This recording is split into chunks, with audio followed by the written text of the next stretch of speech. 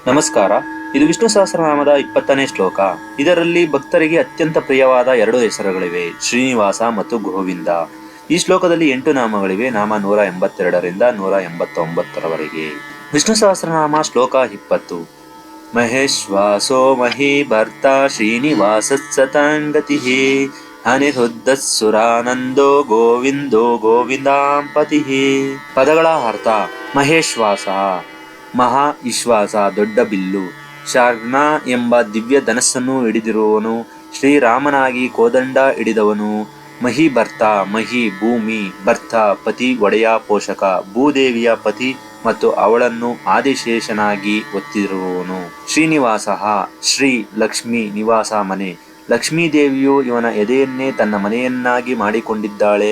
ಅವಳನ್ನು ತನ್ನ ವಕ್ಷಸ್ಥಳದಲ್ಲಿ ಇಟ್ಟುಕೊಂಡಿರುವವನು. ಸತಾಂಗತಿ, ಸತಾಂ ಸಜ್ಜನರ ಸಾಧುಗಳ ಗತಿ, ಆಶ್ರಯ, ಗಮ್ಯಸ್ಥಾನ.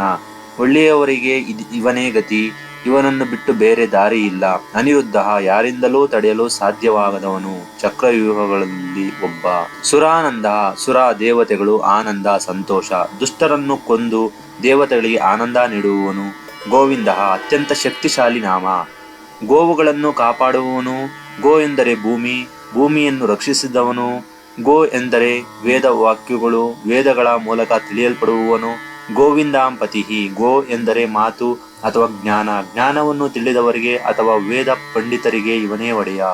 ಶ್ಲೋಕದ ಭಾವಾರ್ಥ: ದೊಡ್ಡದಾದ ಬಿಲ್ಲನ್ನು ಹಿಡಿದಿರುವವನು, ಭೂದೇವಿಯನ್ನು ಧರಿಸಿರುವವನು ಅಥವಾ ಪೋಷಿಸುವವನು, ಲಕ್ಷ್ಮೀದೇವಿಗೆ ಶಾಶ್ವತವಾದ ಮನೆಯಾಗಿರುವವನು, ಸಜ್ಜನರಿಗೆ ಅಂತಿಮ ಆಶ್ರಯವಾದವನು, ಯಾರಿಂದಲೂ ತಡೆಯಲು ಸಾಧ್ಯವಾಗದವನು, ದೇವತೆಗಳಿಗೆ ಆನಂದವನ್ನು ಕೊಡುವವನು, ಗೋವುಗಳನ್ನು ಮತ್ತು ಭೂಮಿಯನ್ನು ರಕ್ಷಿಸುವ ಗೋವಿಂದ ಮತ್ತು ಜ್ಞಾನಿಗಳಾದವರಿಗೆ ಒಡೆಯನು ಆ ಭಗವಂತ.